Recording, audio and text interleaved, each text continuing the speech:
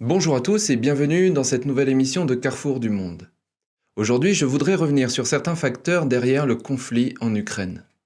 Bataillon Azov, Voie droite, C14 font partie de ces mouvements d'extrême droite dont on a beaucoup parlé ces derniers jours suite aux propos de Vladimir Poutine qui a déclaré vouloir dénazifier l'Ukraine. En octobre 2019, alors que la guerre dans l'est de l'Ukraine semblait sans fin, le président Zelensky s'est rendu à Zolot, une ville située dans la zone grise du Donbass, où plus de 14 000 personnes ont été tuées depuis 2014. Élu sur un discours de désescalade dans ce conflit, Zelensky voulait appliquer la formule Steinmeier du ministre allemand des Affaires étrangères, de l'époque Walter Steinmeier, qui appelait à des élections dans les régions russophones de Donetsk et Lugansk. Confronté aux combattants du bataillon Azov qui avaient lancé une campagne pour saboter l'initiative de paix appelée Non à la capitulation, Zelensky s'est exprimé ainsi devant les caméras. « Je suis le président de ce pays, j'ai 41 ans, je ne suis pas un perdant, je suis venu vers vous et je vous dis baissez les armes. » Suite à la diffusion de cette vidéo sur Internet, Zelensky est devenu la cible d'attaques et même de menaces de mort de la part de ces groupes extrémistes. Ces mouvements néo-nazis, antisémites, anti-russes et anti-polonais se sont retrouvés en première ligne quand l'armée ukrainienne s'est effondrée en 2014 en formant des bataillons de volontaires, comme entre autres les fameux bataillons Azov ou encore Secteur droit. Par la suite, le bataillon Azov étant un des régiments les mieux équipés, les plus disciplinés et les plus expérimentés, il a attiré de nombreuses recrues. Alors pas forcément pour son idéologie, plus parce que face à l'effondrement de l'armée, il a représenté pour de nombreux patriotes ukrainiens, pas forcément d'ailleurs au courant de ces crimes de guerre, un dernier rempart face à l'effondrement national et les séparatistes du Donbass soutenus par l'armée russe. USA Today a pu interviewer en 2015 des membres du bataillon, je cite. Alex a admis qu'il était nazi et a déclaré en riant que pas plus de la moitié de ses camarades étaient également nazis. Il a déclaré qu'il soutenait un leadership fort pour l'Ukraine, comme l'Allemagne pendant la Seconde Guerre mondiale, mais qu'il s'opposait au génocide des nazis contre les juifs. Les minorités doivent être tolérées tant qu'elles sont pacifiques et n'exigent pas de privilèges spéciaux, et les biens des riches oligarques doivent être confisqués et nationalisés, selon lui. Les médias russes exploitent ces déclarations pour décrire la brigade de Mariupol, cette ville portuaire de l'est de l'Ukraine, comme une bande de voyous qui menacent la population tout en étant embrassés par le gouvernement national ukrainien. Andrei Dyachenko, un porte-parole de la brigade Azov, a déclaré que seulement 10 à 20% des membres du groupe étaient des nazis. « Je sais qu'Alex est un nazi, mais c'est son idéologie personnelle. Cela n'a rien à voir avec l'idéologie officielle des Azov », a déclaré Dyachenko. Fin de citation. Quoi qu'il en soit, des crimes de guerre ont bien été commis dans le Donbass, en particulier dans les premiers mois de la guerre. Comme le montre le documentaire de Anne-Marie Bonnel sur le Donbass, ou le documentaire de Arte, Donbass, voyage au pays des séparatistes. Mais d'autres documentaires montrent également l'autre côté de la ligne de front, du côté ukrainien. Des crimes de guerre y ont aussi été commis. Des snipers qui terrorisent les populations civiles, il y en a eu des deux côtés, sans aucun doute. Et sans aucun doute aussi la propagande sévit des deux côtés. Alors regardons le poids réel de l'extrême droite sur le plan politique. Svoboda, fondé en 1991 sous le nom de Parti social national d'Ukraine, a intégré le premier gouvernement post-révolutionnaire en 2014. Mais aux élections anticipées qui suivirent, il a obtenu 1,16% des voix. Et en 2019, Svoboda, soutenu par l'Organisation des nationalistes ukrainiens, de Secteur droit, du Congrès des nationalistes ukrainiens et du C14, a obtenu 1,6% des voix. Mais ce qui est intéressant de noter, c'est que c'est bien sous la présidence de Yanukovych, le candidat pro-Moscou, que Svoboda va obtenir son meilleur score aux élections législatives de 2012, 10% des voix.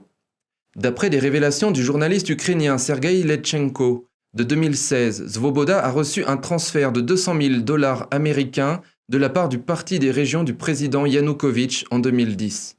À cette même époque, Svoboda, qui était encore marginal, se met à être médiatisé régulièrement sur des chaînes de télévision appartenant à des oligarques proches du président. Selon les politologues Andreas Umland et Taras Tarasiuk, Svoboda servait le pouvoir pro-russe à diviser le camp nationaliste entre modérés et extrémistes et faisait également office d'épouvantail pour mobiliser les électeurs ukrainiens russophones.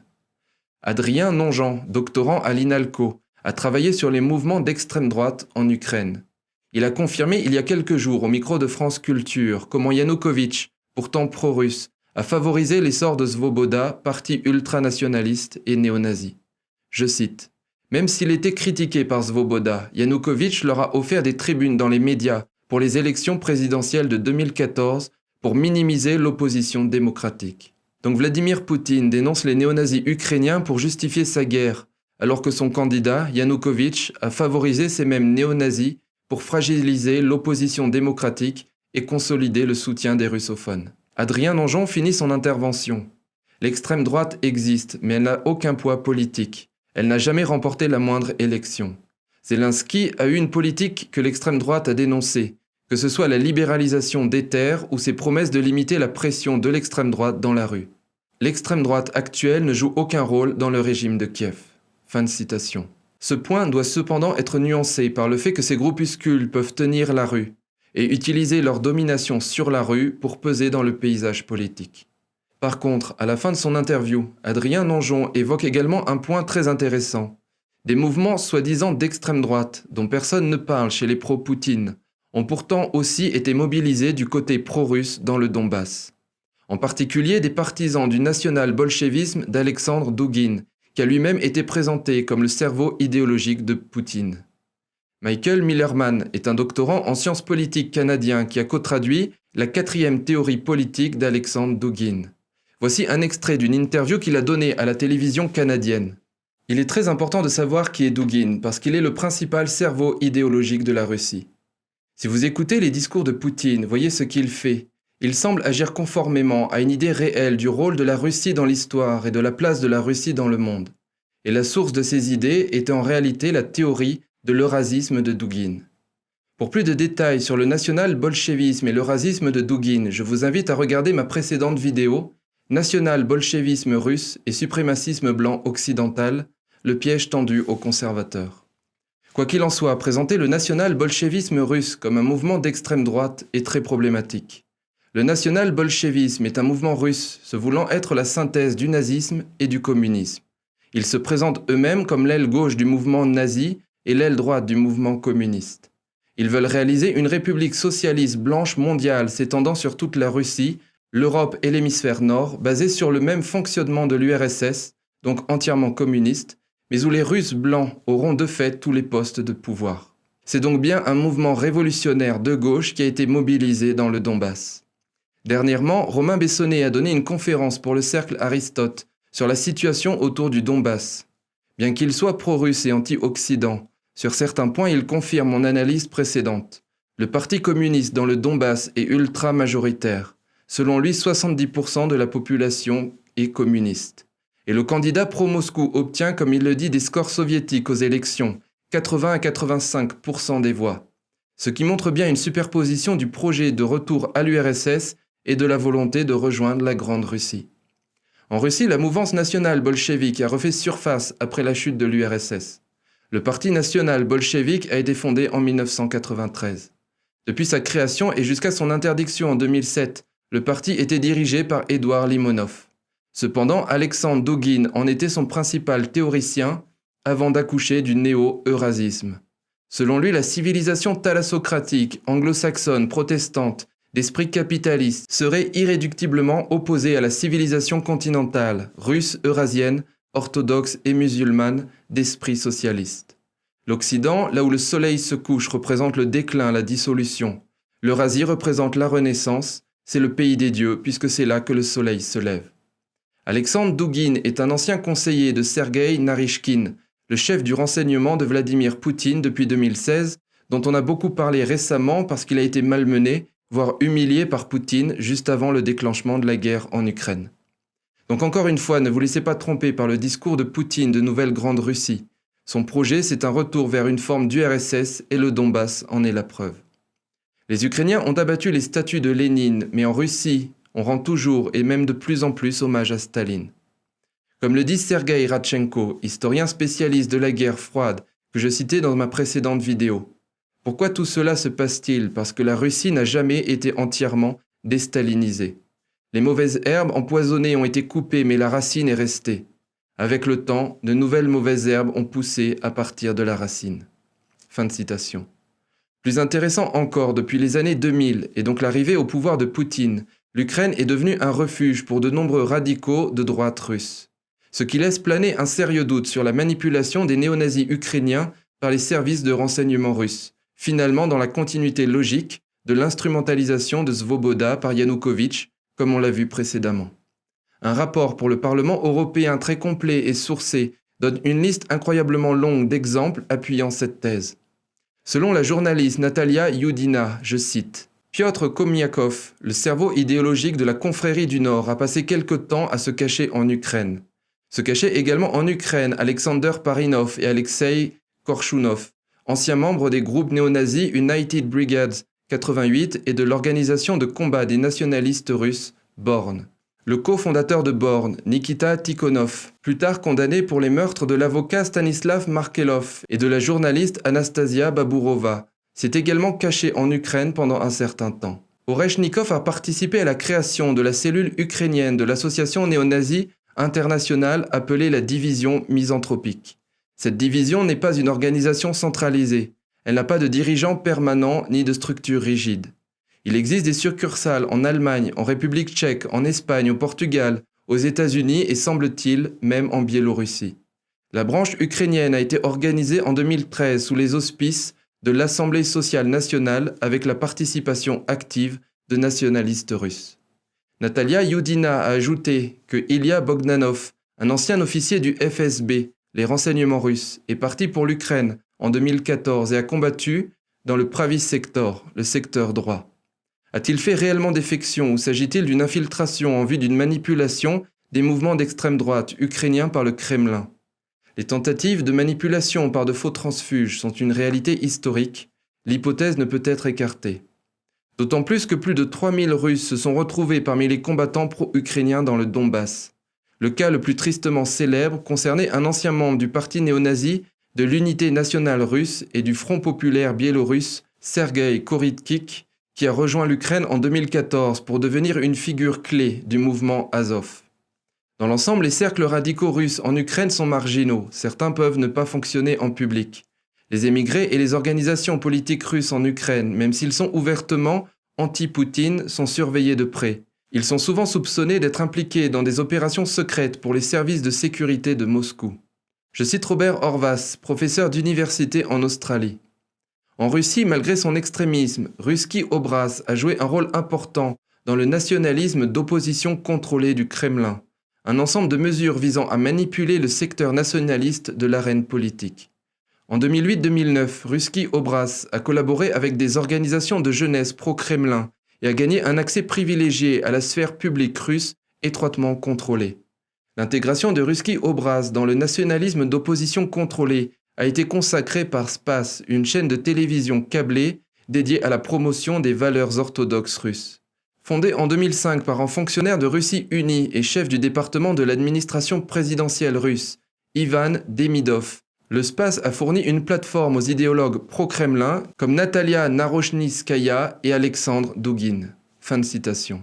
Or, la journaliste de Kiev, Anna Ritsenko, a démontré que des proches de Ruski Obraz se sont retrouvés parmi les combattants du bataillon Azov. Dans les années 2000, le Kremlin a été impliqué dans une autre manipulation d'organisations fascistes pour discréditer les soulèvements électoraux pro-démocratiques. Au centre de cette manipulation se trouvait le militant Kovalenko.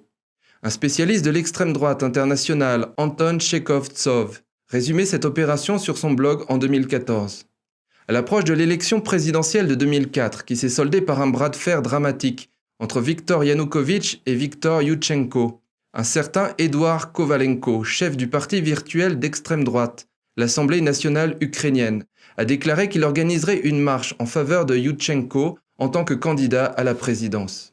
Le bureau de Yushchenko a immédiatement répondu qu'il n'avait jamais eu besoin de ce soutien et a fait de son mieux pour se distancier de l'initiative de Kovalenko. Lors de la réunion qui s'est tenue après la marche, Kovalenko a déclaré « Nous, le parti nationaliste de droite, soutenons le seul candidat des forces de droite, Viktor Yushchenko, une Ukraine, une nation, un peuple, un président. » Et il a fait un salut hitlérien. Selon Andrei Skil, alors chef du vrai UNA-UNSO, tout l'événement a été organisé par Viktor Medvedchuk, qui a ensuite été impliqué dans la fraude électorale en faveur du pro-russe Yanukovych, qui a déclenché la révolution orange. Fin de citation. La tâche de Kovalenko était simple, soutenir Youtchenko sous les drapeaux nazis pour discréditer le candidat démocrate aux yeux des observateurs occidentaux. Or Viktor Medvedchuk est soupçonné d'avoir été un agent des services secrets soviétiques du KGB. En tant qu'avocat attitré ou commis d'office du poète dissident Vassil Stous, il a exigé une peine plus élevée que le procureur dans la défense de son client. Aujourd'hui, Medvedchuk est toujours connu pour ses relations personnelles étroites avec Vladimir Poutine, qui est le parrain de sa fille. Il pourrait être le candidat du Kremlin pour prendre la tête d'un nouveau régime à Kiev après la guerre. Dmytro Korchinski, leader d'un groupe ultranationaliste ukrainien, Bratstvo, est également proche de certains acteurs politiques russes anti-ukrainiens importants en Russie.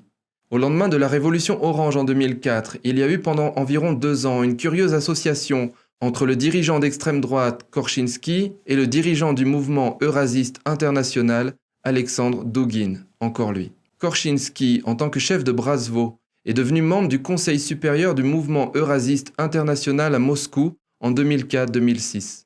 Le seul autre Ukrainien inclus dans ce groupe était le chef du Parti socialiste progressiste d'Ukraine, Natalia Vitrenko. Au lendemain de la révolution orange, Alexandre Dugin a publié un article programmatique sur l'Ukraine dans le journal officiel du Parlement russe, Rossitskaya Gazeta, le 26 janvier 2005. Je cite : « La Russie a perdu l'Ukraine et il n'est pas nécessaire de dissimuler ce triste fait. Il ne sera pas possible de développer des relations positives avec le Kiev de Youtchenko. Il est irresponsable et historiquement criminel d'en rêver. La Russie doit donc soutenir la fédéralisation de l'Ukraine, user de toute son influence pour créer dans ce pays frère une zone géopolitique du Sud-Est visant à l'autonomie par rapport à un Kiev anti-russe et pro-américain. En outre, certaines mesures doivent être prises dès maintenant pour créer une nouvelle opposition politique au régime de Youtchenko, en utilisant toutes les contradictions de son règne, toutes les frictions claniques et les erreurs politiques. » Fin de citation. En 2006, Dugin a suggéré que l'Ukraine devrait être divisée en 2 États via une délimitation. Et voici une autre citation du livre de 1997 de Dugin, Fondamentaux de géopolitique. Il parle ici de l'Amérique, principal ennemi de l'URSS et du mouvement national bolchevique. Je cite : « Il est particulièrement important de s'introduire dans l'activité interne américaine, d'encourager toutes sortes de séparatismes et de conflits ethniques, sociaux et raciaux, de soutenir activement tous les mouvements dissidents, les groupes extrémistes racistes et sectaires, déstabilisant ainsi tous les processus politiques internes aux États-Unis. » Fin de citation. Alors voici une transition toute trouvée pour aborder la deuxième partie de cette vidéo, les liens troubles de l'Ukraine avec certains réseaux aux États-Unis. Je vais me baser principalement sur un article de Jeff Carlson et Hans Mahnke, journalistes d'investigation pour Epoch Times. En plus de son importance géographique en tant que territoire tampon entre l'Est et l'Ouest, l'Ukraine est un pays riche en ressources avec une abondance d'exportations agricoles et d'importantes réserves de minéraux, de minerais de fer et de charbon. Pourtant, malgré cela, les bouleversements politiques de l'Ukraine et l'influence de puissants oligarques en ont fait l'un des pays les plus pauvres d'Europe. Le PIB nominal par habitant de l'Ukraine s'élève à environ 3 500 $ par rapport à une moyenne européenne de 31 000 $. La corruption gouvernementale endémique n'a servi qu'à aggraver une situation déjà difficile. Andrei Paroubi, cofondateur du Parti social national fasciste d'Ukraine, a été président du Parlement ukrainien d'avril 2016 à août 2019. L'idéologie du SNPU de Paroubi, qu'il a cofondé en 1991 avec Oleh Tyahnybok, aujourd'hui l'actuel chef du parti ultranationaliste Svoboda, était un nationalisme radical et un néonazisme. Le sénateur américain, qualifié de rhino, c'est-à-dire de faux républicain, John McCain, a rencontré le leader ultranationaliste Tyahnybok avant le coup d'État de 2014 et le vice-président Joe Biden l'a également rencontré peu de temps après, en avril 2014. En juin 2017, Paroubi a été inexplicablement invité à Washington, où il a rencontré un certain nombre de politiciens américains, dont McCain. C'est lors des événements entourant le coup d'État de février 2014 que Biden, alors vice-président de Barack Obama, a fait sa première apparition en tant qu'éminence ukrainienne. Biden avait été nommé l'homme de confiance de l'administration Obama sur l'Ukraine au début de 2014. Une conversation téléphonique interceptée entre Victoria Nuland, alors sous-secrétaire aux affaires européennes et eurasiennes du département d'État d'Obama, et l'ambassadeur américain en Ukraine Geoffrey Piat, a révélé que le département d'État américain poursuivait activement l'éviction de Yanukovych et l'installation du chef de l'opposition, Yatsenyuk, au poste de Premier ministre. Au cours de cette discussion divulguée, Nuland a noté que Jake Sullivan, alors conseiller à la sécurité nationale du vice-président Biden, l'avait informé que « Vous avez besoin de Biden pour l'installation réussie de Yatsenyuk » et Nuland a conclu en disant à Piat que Biden est prêt. Sullivan est maintenant conseiller à la sécurité nationale du président Biden. À peine 2 semaines plus tard, le 22 février 2014, Yanukovych a été démis de ses fonctions de président de l'Ukraine et 3 jours plus tard, Yatsenyuk, le candidat préféré de Nuland, a été nommé Premier ministre de l'Ukraine.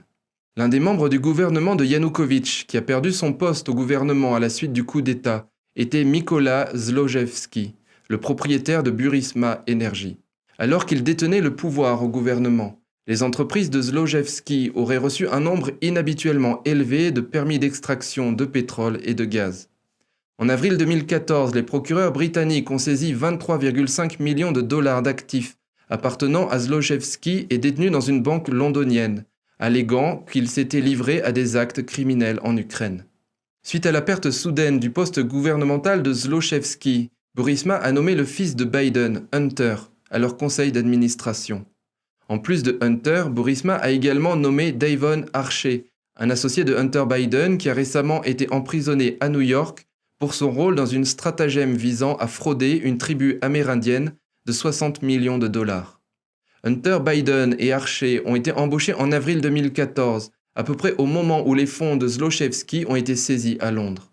Au cours de la première année de Hunter à Burisma, la société aurait versé un pot de vin de 7 millions de dollars au bureau des procureurs en chef de l'Ukraine pour aider à clore l'enquête britannique sur Zlochevski, selon un email du département d'État américain. Le bureau du procureur ukrainien a ensuite envoyé une lettre à ses homologues britanniques indiquant qu'il n'y avait plus d'affaires actives contre Zlochevski. Les procureurs britanniques ont ensuite été contraints de libérer les fonds précédemment saisis de Zlochevski. Le procureur en chef, Vitaly Yarema, avait auparavant été le premier vice-premier ministre de l'Ukraine après le coup d'État en 2014. Yarema a soudainement démissionné en février 2015, à peine 2 mois plus tard. Le remplaçant de Yarema, Viktor Shokin, a été retiré de sa retraite pour devenir procureur général d'Ukraine. Initialement, la nomination de Shokin a été bien accueillie par les responsables américains, mais il est soudainement tombé en disgrâce fin 2015, à peu près au même moment. Le chef du conseil d'administration de Burisma, Vadim Pozarski, a envoyé un email à Hunter Biden le 2 novembre 2015. Dans l'email, Pozarski a pressé Hunter Biden, déclarant que le but ultime était de mettre fin à toute affaire ou poursuite contre le propriétaire de Burisma, Zlochevski, en Ukraine. Moins de 3 semaines plus tard, Joe Biden a exigé le renvoi de Shokin, qui à ce moment-là avait relancé l'enquête sur Zlochevski. 7 semaines après la saisie des actifs de Zlochevski, le 29 mars 2016, Shokin a été licencié. Biden s'est ensuite vanté d'avoir mobilisé 1 milliard de dollars de garantie de prêt du gouvernement américain pour forcer le retrait de Shokin. À ce jour, Shokin n'a jamais été accusé d'actes répréhensibles. Biden a été averti en privé par Amos Hochstein, un envoyé spécial américain, de l'association de Hunter avec un oligarque corrompu. Biden aurait ignoré les avertissements. Lors de l'élection présidentielle de 2020, lorsque le disque dur abandonné de Hunter Biden est apparu dans les mois précédant les élections, il contenait une litanie de courriels préjudiciables et d'autres informations incriminantes sur la famille Biden. Comme ce courriel du 2 novembre 2015 du chef du conseil d'administration de Burisma, exigeant que Hunter Biden ferme les enquêtes sur le propriétaire de Burisma.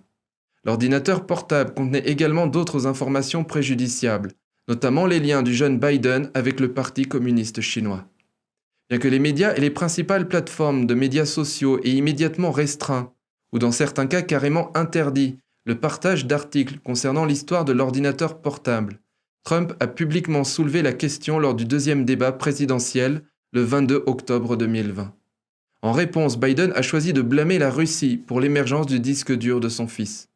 Comme il s'est avéré plus tard, les emails de Hunter étaient authentiques et non un complot russe. Alors si vous avez vu ma vidéo « Le suicide américain, voyage au bout de l'administration Biden », vous savez qu'on ne peut rien attendre du positif de cette administration. Le mandat de Biden n'est qu'une succession de catastrophes dont le caractère provoqué est à peine voilé. Tout au long de sa carrière, Biden a nui aux intérêts de son pays pour servir des intérêts étrangers.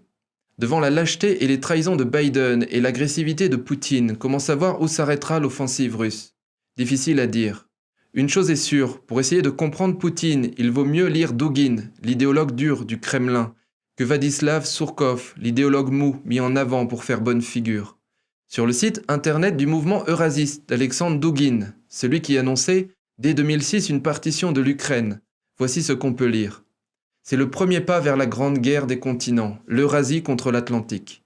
Vous êtes né pour gouverner l'Eurasie, vous êtes plus qu'humain, vous devez devenir plus qu'un être humain. Notre objectif est le pouvoir absolu. Nous sommes des bâtisseurs impériaux du type le plus récent et n'acceptons rien de moins que le pouvoir sur le monde, qui, comme vous le savez, ne peut être donné que par le contrôle du continent eurasien. Nous allons construire un nouveau pays, la troisième Russie, Russie-Eurasie, le grand empire eurasien d'un océan à l'autre.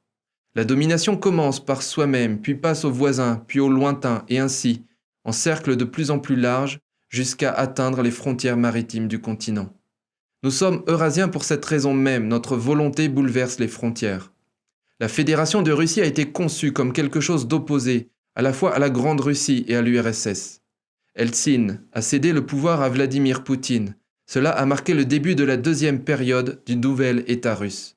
Cette deuxième Russie qui a existé d'une manière ou d'une autre de 2000 à 2012, avant le début du troisième mandat de Poutine, est précisément définie par le concept de Russia Corporation. Sa formule est patriotisme plus libéralisme.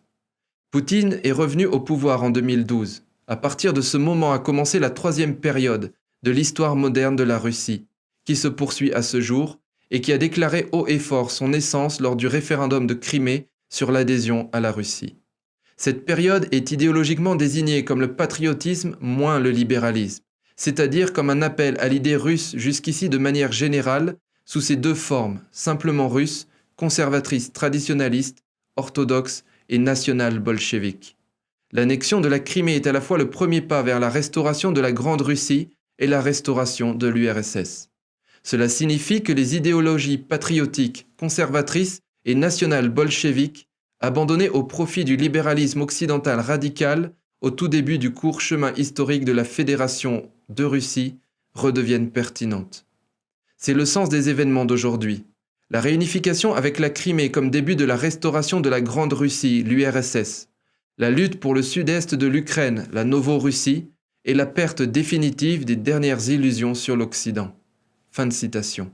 Voilà ce que je voulais vous dire pour aujourd'hui. Comme d'habitude, si vous avez apprécié cette émission, n'hésitez pas à vous abonner, partager et liker cette vidéo. Merci de m'avoir écouté, prenons soin les uns des autres et à très bientôt.